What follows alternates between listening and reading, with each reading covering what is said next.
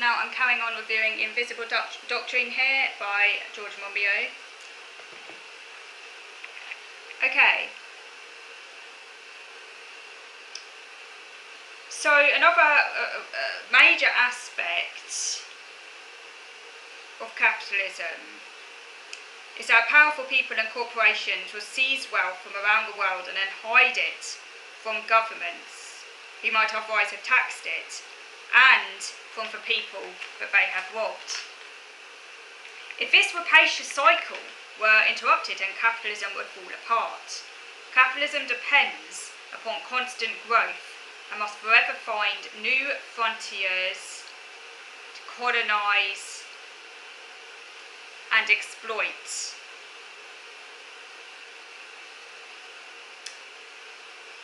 Capitalism is not a system designed to distribute wealth, but one designed to capture and concentrate it. Now, the term neoliberal was coined at a conference in Paris in 1938. It was coined by Ludwig von Mises, if I'm pronouncing his name correctly, and Friedrich Hayek. And these two were both exiles from Nazi-occupied Austria, and they saw the New Deal that Franklin Roosevelt had introduced in the US and Britain's welfare state as expressions of collectivism, and they thought that this would lead to Nazism and communism.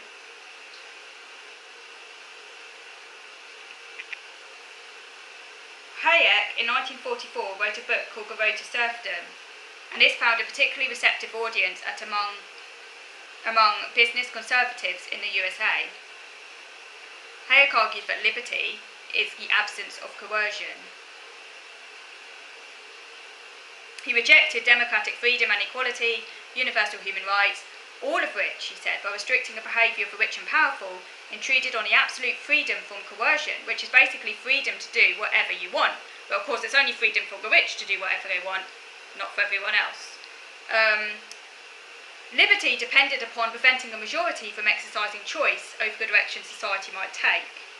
Hayek conflated the economic elite spending money in new and creative ways with scientific pioneers. He argued that the ultra-rich were experimenting with new styles of living, blazing the trails the rest of society will follow. He argued that the progress of society depends on liberty of these independents to gain as much money as they want. But after the 1950s, the movement lost its name, neoliberal. So now this ideology, which has captured the whole of society, often we don't even talk about it. Many people, we don't even use the name neoliberal anymore. It's completely captured the whole of society. People have been immersed in this ideology that has no name. They're not even aware it is an ideology. It's just how things are done. But it's neoliberalism. We just don't talk about it anymore. And that's kind of very deliberate. Because if something's ideological, if something has a name, then it kind of shines a light on an historical process that we can change through narrative and collective action. If something doesn't have a name, then it kind of it's out of reach. It's kind of becomes almost like an air you breathe. It's like nothing can be done to change it. So it leads to this kind of sense that it's inevitable, universal, natural, when of course it isn't. This was very strategic. It was highly planned, and it had a name. But from the 1950s, it no longer had a name. At first, neoliberalism was very much at the political margins. There was an international consensus that was built around John Maynard Keynes, where governments should pursue full employment, maintain high taxation, deliver well-funded public services, and a strong social safety net. This was the consensus politics from the Second World War until around the sort of 1970s. That was the consensus. It wasn't until the 1970s, as the post-war economic boom came to an end, that neoliberalism was able to occupy an ideological vacuum. Remember, though Keynesianism was highly regulated capitalism, but capitalism was still there with its periodic boom, bust, quit. So obviously there was going to be a bust at some point. And of course there was a bust, and it was at that point that neoliberalism could creep in, because neoliberalism takes advantage of chaos. Neoliberalism is disaster capitalism. It thrives on chaos. So it was biding its time. While things were secure and stable and people were enjoying increasingly higher levels of living, that's to say in a developed world, by the way, a completely different picture of a developing world, but in a developed world people were enjoying increasingly higher standards of living. People were not receptive to neoliberal ideas, but as soon as there was this, once capitalism went into its periodic bust, crisis, that's when neoliberalism seized their opportunity. They were waiting, they were just biding their time in the margins. Now Thatcherism, what we often call Thatcherism, wasn't an ideology in its own right, it's merely an application of neoliberalism. So whenever we say Thatcherism, we should really be talking about neoliberalism, because that's what it is. Tax cuts for the rich, crushing of trade unions, and privatisation.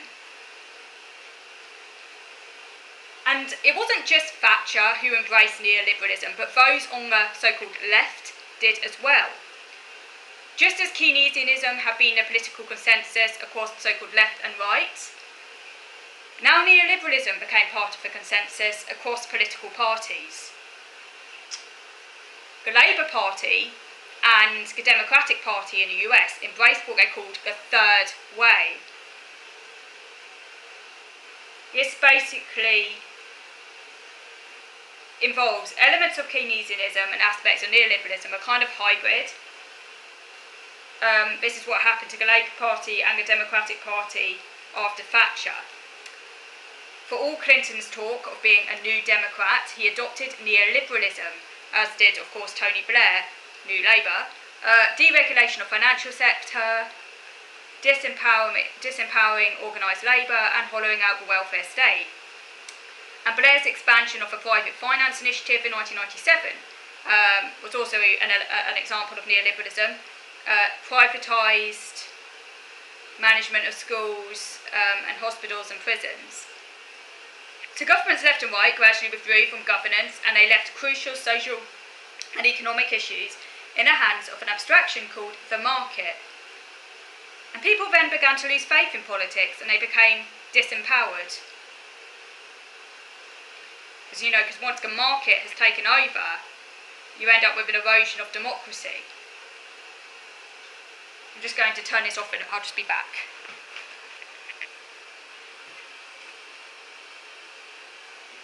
So they just had to, otherwise an alarm will start going off, which would be very annoying. So political debate began to sound like the empty rhetoric of a remote elite. And some of the disenfranchised turned to anti-politics, in which facts and arguments were replaced by slogans and symbols. So this, in a sense, is very much also about postmodernism. Postmodernism and neoliberalism, I would say, are very closely entwined with one another. Intertwined, that's a word. Intertwined? That's a word, isn't it? With one another. Where you just have like empty signifiers, slogans, no real substance, no real meaning anymore. Where the signifier begins to replace actual material facts. And it may seem strange, a doctrine promising choice and freedom should have been promoted by Thatcher with the slogan, "There is no alternative." Yeah, very ironic that. Freedom from trade unions and collective bargaining means freedom for bosses to suppress wages. Freedom from regulation means freedom to exploit workers and to poison rivers. Freedom from taxation, in other words, redistribution of wealth, befuddles a crucial mechanism to lift the poor out of poverty. So in a sense, it's really freedom for Napoleons and serfdom for everyone else, isn't it? The market forces that were so revered had to be administered and enforced by the states. This is what makes neoliberalism neo Classical liberalism, or laissez-faire economics, had promoted, like neoliberalism, a free market and minimal state. But neoliberalism developed when most adults had the vote. In the face of resistance, the state would have to intervene to impose its desired outcomes on an unwilling population to liberate the market from democracy. So there's a kind of little bit of a tension going on here. On the one hand, neoliberalism wants to roll back the state, but on the other hand, it wants to enforce the state to prevent protest. So the state is at once rolled back in terms of protecting people. The sort of welfare arm of the state, if you like, is rolled back, but the oppressive, coercive arm of the state is actually intensified under neoliberalism. That's what makes it different to classical liberalism, where all parts of the state were rolled back.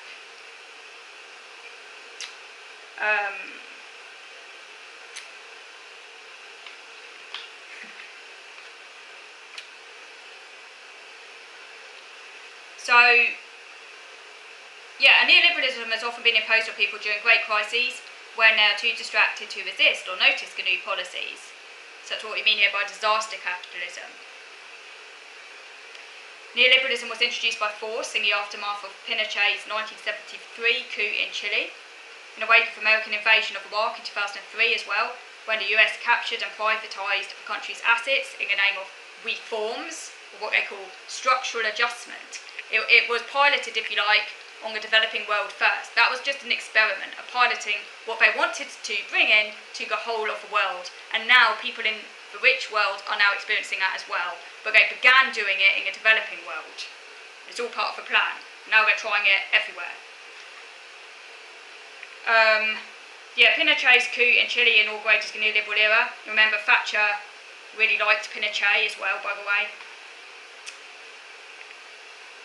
In return for debt relief or loans, structural adjustment programs were demanded in countries like Africa, meaning privatisation, deregulation, fiscal austerity. This was imposed without people being given a chance to vote on them. The policies were imposed internationally. And Monbiot says, this is class war. It's not a free market, it's class war. It's trying to essentially consolidate capital. This is what this is all about. Okay, so I'm going to stop now because there's quite a lot to cover on this review, and I'm sure that you will have many, many comments to make. And of course, once I've got to the end of reviewing this book, I will endeavour to go through your comments as well. So, thank you for watching.